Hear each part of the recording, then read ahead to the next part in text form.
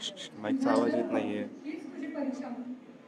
ही परीक्षा तू उत्तीर्ण झालास म्हणून तुझं नाव परीक्षित. ही गोष्ट सुरू होते पांडवांच्या वनवासानंतर.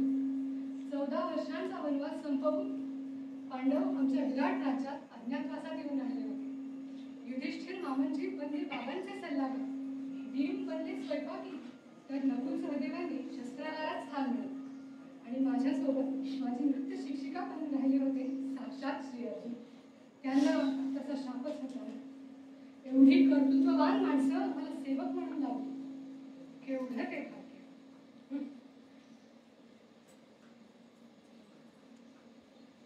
माझ्याकडेही अशाच मागण्या होत्या, पण त्यांची वस्त्र मात्र कौरव वीरांची होती. ती गोष्टच तशी होती.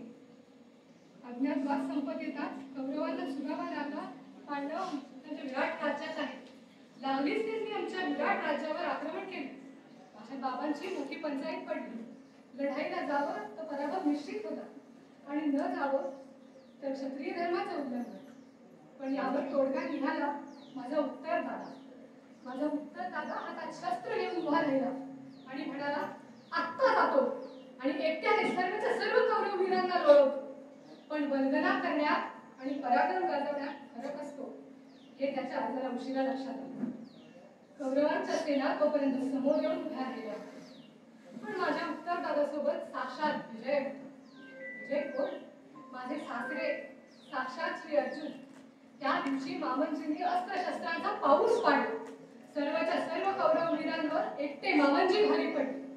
अज्ञातवास संपत येताच त्यांच्या स्वतःच्या पुत्रासाठी त्यांनी मला मागणी घातली. आर्य पुत्र अभिमन्यू. स्त्रीने पुरुषाच्या प्रेमात का पडली? त्याच्या गुणांसाठीच ना. अरे मोजताही येणार नाही तेवढे गुण होते तुझ्या वडिलांनी. त्यातही सर्वात मोठा गुण होता पराक्रम. पुढे कौरव पांडवांमध्ये धर्मयुद्ध झाले. हे 18 दिवस मी कसे विसरू? युद्धात पांडव जिंकले, ते जिंकणारच होते. येतो धर्म सतो जया. पण ह्या विजयात तुझ्या वडिलांची नाहुती गेली रे.